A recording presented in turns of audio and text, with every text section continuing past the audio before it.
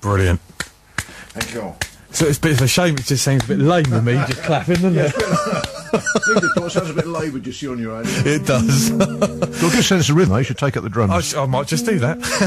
Right, we'll be back with Richard in just a couple of minutes. Isle of Wight Radio, FM 107 and 102, playing Wildwood by Paul Weller. We are joined in the studio by Richard Durrant, who is the guitar whisperer, and he will be playing The Derryman's Daughter on Wednesday the 24th. That's this coming Wednesday from about 7:30 p.m. And entrance is free, so make sure you get yourselves down there. So, Richard, you have a record label as well, don't you? I do, yes. I've run a record label for 15 or so years now. It came about because I released 2 or 3 records on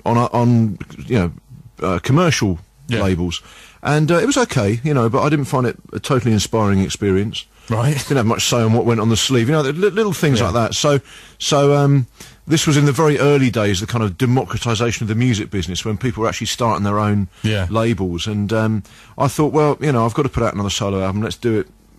Let's have a bit of an adventure and see what it's like. And it worked well, and then people started asking me to produce them, and the most well-known of these has been the Ukulele Orchestra, whose album The Secret of Life. Yeah, because they're playing Guildfest this year, aren't they? They're doing the BBC Proms as well. That's right, yes. And they're asking all the audience at the album who've got to take their ukuleles with them, so...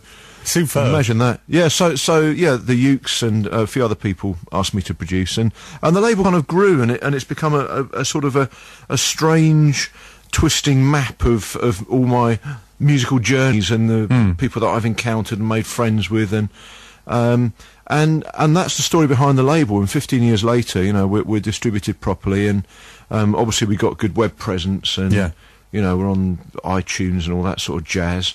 And it all works really, really well, and I think what we can offer as a label, what we enjoy, is the kind of camaraderie between the different acts, and the fact that they benefit from being associated with each other, which is really nice, and it's lovely to see them working together. Some of the artists are really good at PR and help the other ones out, and which is nice if you can all come together and do it together. You get more brains on the job, because you'd be surprised how stupid musicians are. No, not at all.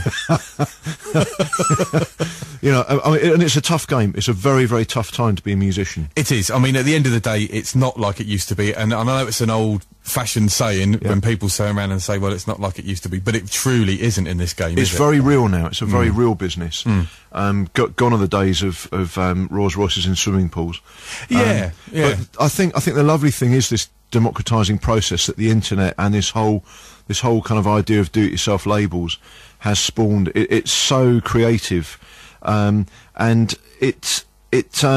well, certainly for me, it's meant that I've had to learn an awful lot about the business, which I wouldn't have encountered otherwise. And that's been an education. Also, don't forget that whilst I don't think there is any such thing as a big record deal now.